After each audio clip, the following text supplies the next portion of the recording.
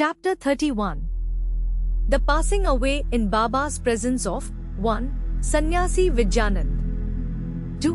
Balaram Mankar, 3. Nulkar, 4. Megha, and 5. The tiger. In this chapter, Hematpant describes the passing away of certain persons and a tiger in Baba's presence.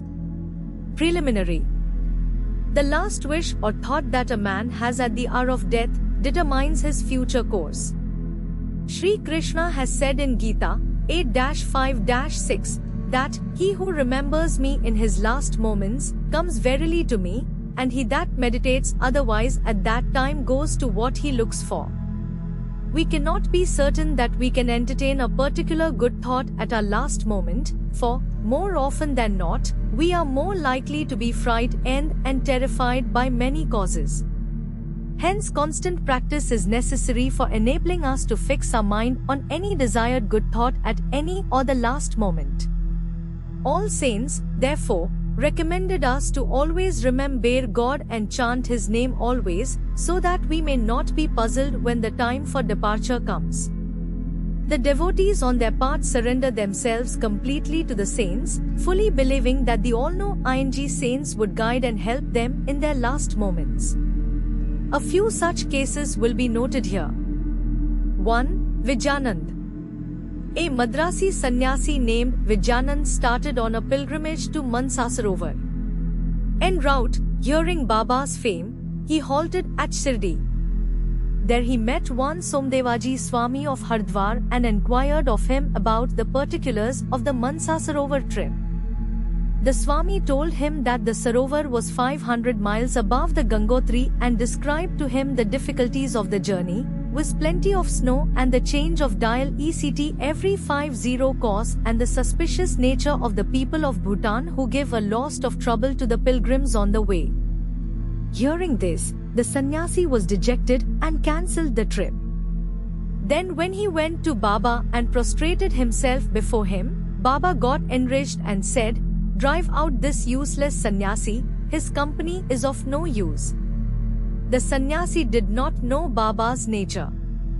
He felt discomforted, but sat there watching things that were going on. It was the morning darbar and the masjid was overcrowded. Baba was being worshipped in various ways. Some were washing his feet, some taking the tirtha, holy water, from his toe and drinking it heartily, and some touching their eyes with it, some were applying sandal paste, and some scents to his body. And all were doing these things forgetting the distinction of caste and creed. Though Baba got enriched with him, he was filled with affection for Baba and he did not like to leave the place.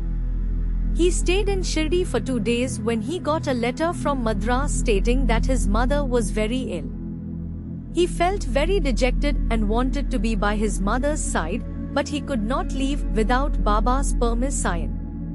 So he saw Baba with the letter in hand and asked for his permission to return home. The omniscient Baba, knowing the future, said to him, "If you so loved your mother, why did you take sannyasa? Fondness or attachment ill becomes an ochre garb.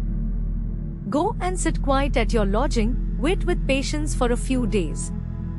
In the Vada there are many robbers, bolt your doors, be very vigilant, the thieves will carry everything.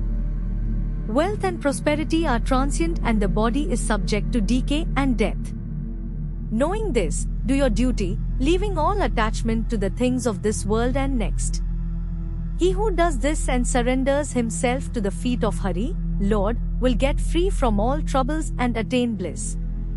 The Lord runs and helps him who remembers and meditates on him with love and affection. Your store of past merits is considerable, so you have come here. Now attend to what I say and realize the end of your life. Being desireless, begin from tomorrow the study of Bhagavad. Do 3 saptahas, i.e. 3 reading during 3 weeks, conscientiously. The Lord will be pleased with you and destroy your sorrows, your illusions will vanish and you will get peace. Seeing that his end was approaching, Baba prescribed that remedy and made him read Ram Vijay, which pleases the god of death. Next morning after bathing and other purifying rites he commenced to read Bhagavad in a secluded part in the Lendi garden. He completed 2 readings and thereafter felt much exhausted. He returned to the Wada and stayed in his lodging for 2 days, and on the 3rd day he breathed his last on Fakir, Bed, Baba's lap. Baba asked the people to preserve the body for a day for a good reason. The police afterwards came and on making proper enquiries gave permission for the disposal of the body. It was buried in a proper place with due rites. In this way Baba helped the sannyasi and ensured him Sadgati, salvation. 2. Balaram Mankar. There was a householder devotee of Baba by name Balaram Mankar. When his wife passed away, he got dejected and entrusting his household to his son, left his home and came to Shirdi and lived with Baba. Being pleased with his devotion, Baba wanted to give a good turn to his life, and he did this in this wise. He gave him 12 rupees and asked him to go and live in Machindragarh, district Satara. Mankar was first unwilling to go and stay away from Baba, but Baba convinced him that he was giving the best course for him and asked him to practice meditation thrice a day on the Gadawan. On believing in Baba's words, Mankar came to the Gad. He was much pleased with the lovely sight, pure water, healthy air and the surroundings of the place, and began to practice assiduously the meditations as recommended by Baba. After some days he got a revelation. Generally bhaktas get revelation in their samadhi or trance states, but in Mankar's case he got it when he came down to his ordinary consciousness from him in person. Not only that, Mankar saw him, but he also asked him why he was sent there. Baba replied, "In Shirdi many thoughts and ideas began to rise in your mind, and I sent you here to rest your unsteady mind. You thought that I was in Shirdi with a body composed of the 5 elements and 3.5 cubits in length, and not outside of it.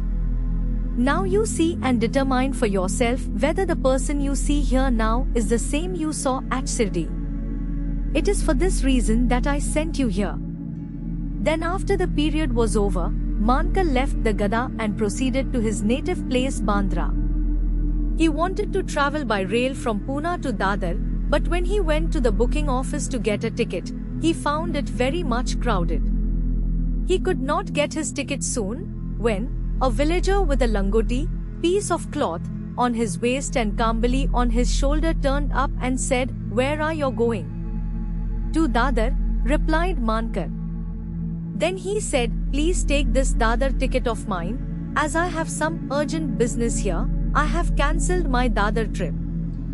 Mankar was very glad to receive the ticket, and was just taking out money from his pocket, when the rustic disappeared in the crowd. Mankar tried to find him out in the crowd, but in vain. He waited for him till the train left the station, but found no trace of him. This was the second revelation Mankar got in a strange form. The Mankar, after visiting his home, again returned to Shirdi and remained there at Baba's feet, always following his bidding and advice. In the end, he was very fortunate to leave this world, in the presence and with the blessings of Baba. 3. Tatya Sahib Nulkar. Hematpint gives no particulars regarding Tatya Sahib Nulkar, ex-CEPT, the bare mention of the fact that he up his ghost in Shirdi. A brief summary of his account that appeared in the Sai Leela magazine is given here. Tatya Sahib was a sub-judge at Pandharpur in 1909, when Nana Sahib Chandorkar was Mamlatdar there. Both met often and exchanged talks. Tatya Sahib did not believe in saints, while Nana Sahib loved them. Nana Sahib often told him the Leelas of Sai Baba and pressed him to go to Shirdi and see Baba. He finally agreed to go to Shirdi on 2 conditions: 1. He must get a Brahman cook, and 2. Must get good Nagpur oranges for the presentation. Both these conditions were providentially fulfilled. A Brahman came to Nana Sahib for service, and he was sent to Tatya Sahib, and a fruit parcel containing 100 beautiful oranges was received by Tatya Sahib, the consignor being not known. As the conditions were fulfilled, Tatya Sahib had to go to Shirdi. At first Baba was much enriched with him. But by and by Tatya Sahib got such experiences that he was convinced that Baba was God incarnate. So he was enamored of Baba and stayed there till his death. As his end was approaching, sacred literature was read out to him, and at the last Baba's Paratirtha was brought and given to him for drinking. Baba, on hearing of his death, said, "Oh, Tatya went ahead of us, he won't be reborn." 4. Megha. The story of Megha has been already described in chapter 28. When Megha died, all the villagers followed the funeral procession. Baba also accompanied them and showered flowers on Megha's body. After the obsequies were performed, tears flowed from Baba's eyes, and like an ordinary mortal, Baba showed himself overcome with grief and sorrow. Then, covering the body with flowers and crying like a near relatine, Baba returned to the masjid. Many saints have been seen giving sadgati to men, but Baba's greatness is unique. Even a cruel animal like a tiger came to Baba's feet for being saved. It is this story which will be narrated now. 5. Tiger 1. 7 days before Baba passed away, a wonderful incident occurred at Shirdi. There came a country cart and stopped in front of the masjid. A tiger was on the cart, fastened with iron chains, with its fierce face turned to the rear. It was suffering from some pain or agony. Its keepers, 3 dervishes, were taking it from place to place and making money by exhibiting it. It was the means of their subsistence. They tried all sorts of remedies to cure it from the malady it was suffering from, but all was in vain. Then they heard of Baba's fame and came to him with the animal. They got it down the chains in their hands and made it stand at the door. It was naturally fierce, besides, disease-ridden. So it was restless. The people began to look at it with fear and amazement.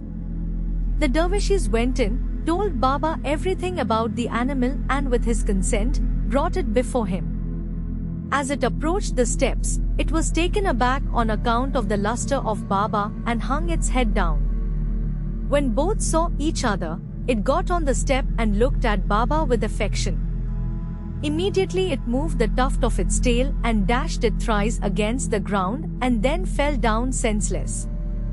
On seeing it dead, the dervishes were first much dejected and full of sorrow, but on mature thought they came to their senses. They considered that as the animal was diseased and nearing its end, it was very meritorious on its part that it should meet its death at the feet and in the presence of Baba. It was their debtor, and when the debt was paid off it was free and met its end at Sai's feet. When any creatures bow down their heads at saints' feet and meet death, they are saved, and unless they have got a good store of merit on their account, how could they get such a happy end? Bow to Sri Sai, peace be to all.